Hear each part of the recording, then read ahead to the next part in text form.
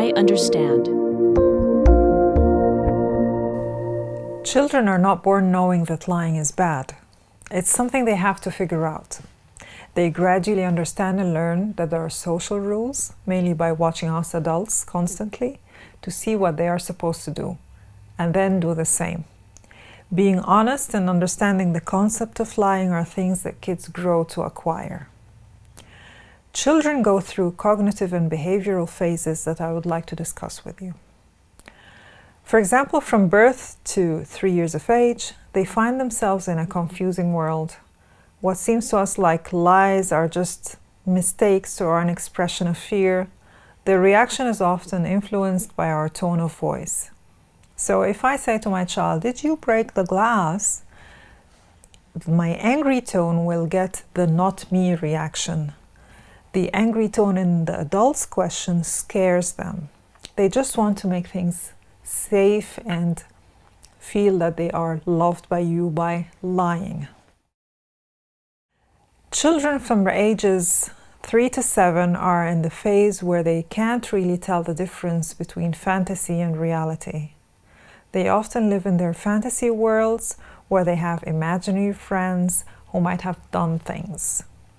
We don't want to shut down their creativity, but we want to help them sort out when it's appropriate to tell tales and when it's not.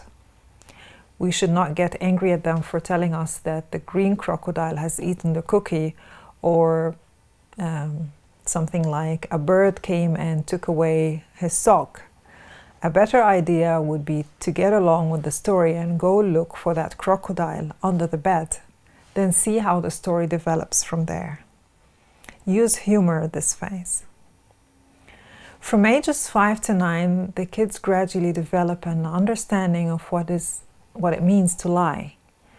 So if they've been raised in a home and neighborhood and school where there are clear rules about the importance of telling the truth, they will do their best to tell the truth. They want to be big kids, so encourage their sense of trust and self-confidence, and they will behave without lying. Over 10 years of age, they know perfectly well when they are stretching the truth or outright lying.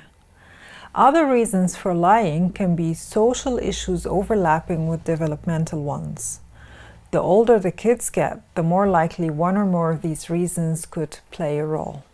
So you will have the child making mistakes, for example. So the child is making a mistake and he's embarrassed, so he ends up lying, and then it gets worse if the mother finds out. She gets angry, and then we have more problems to the child.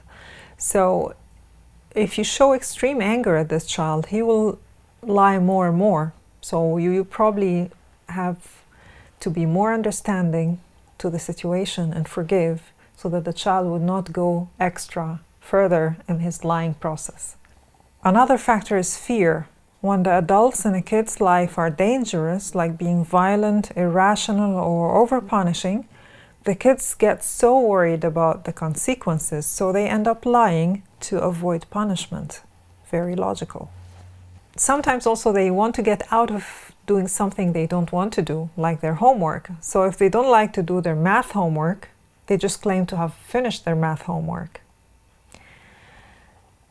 Sometimes they don't understand when it's socially appropriate to lie and when it isn't. For example, they've heard you saying something about Mrs. Jones at home that is not appropriate, and then they've just heard you saying to Mrs. Jones, "It's so nice to meet you." So they don't understand the connection between what's appropriate and not because of our social behavior. Sometimes they lie as a way to fit in. They like to win peer approval, so they like to cover for each other sometimes and cover their tracks when they've done something they shouldn't. So sometimes it's just a way to get accepted into the society. When your limits are too strict, the children will have to lie to live a normal life. Like if you're not allowing them to go out with their friends, not allowed to have a boyfriend or a girlfriend, in the end they will end up doing what they want and then lie to you. They imitate you. Monkey see, monkey do. So if you call in sick while you're not sick, and they see that, of course they will learn to lie in the end. So you are an example, and watch everything you say and do, because you are teaching your children to be honest through your behavior. Sometimes, and very rarely, lying is an indication of mental illness like conduct disorder or pathological lying. Usually there is more than one symptom besides the lying, and in this case, kids often need therapy, and psychotherapy will help them a lot in this process. I wish you the best of health. This video contains general information about medical conditions.